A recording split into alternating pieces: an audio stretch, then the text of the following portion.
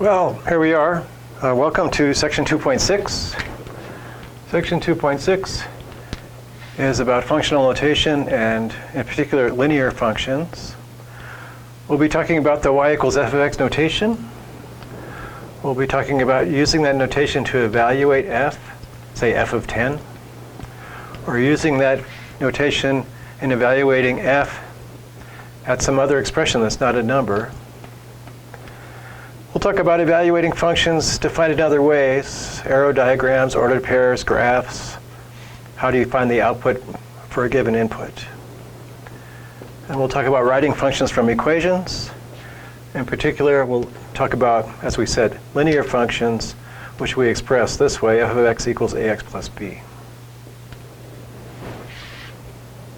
So let's get right on to it. First, we talk about functional notation. So we'll write the notation y equals f of x. Oh, red, y equals f of x. I just said it. It expresses the idea that we have named a function f, and that x is the input or independent variable, and y is the output or dependent variable. So pairs x, y belonging to the function are really pairs x, f of x. Ordinarily, you've defined f of x by some formula somewhere else, and you write, well, let's look at the graph of y equals f of x, or let's look at the situation where f of x is our function. And we have a couple cautions at the end of this story. The first one is f of x looks like f times x, but it isn't. It expresses the idea that f is a way to compute an answer if you have an input value or starting number x. So f is just a shorthand way of saying that that's happening. It doesn't tell you exactly how it's happening unless you look somewhere else and you see how the f has been defined somewhere else. If I just write down, consider a function f, and let's think about the graph y equals f of x, and I haven't told you what f is, I want you to think about it in a more general way, just like we might write here. Let's think about all linear functions, f of x equals ax plus b. Without telling you what a and b are, we say, well, we have some general properties that those functions have. So it looks like multiplication, but it isn't. It's tempting to think of like maybe use some kind of distributive property, but ordinarily with functions, none of that stuff works. Second caution here says we can express a rule. So if we want to tell you exactly how you compute the answer from the input, we write f of x equals some formula using x.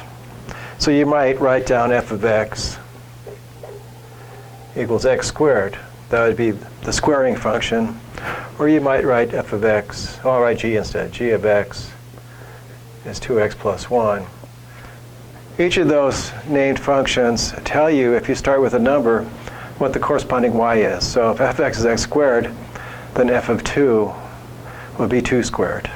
If g of x is 2x plus 1, then g of 2 would be 2 times 2 plus 1. Oh, and naturally, this comes up here. We can use other letters besides F. F, G, H, pretty much whatever you want.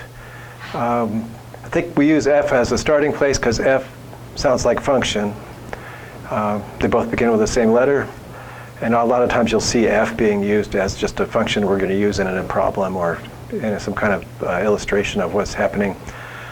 But when you have more than one function available to work with because there's more than one function in your situation, you have to use different names.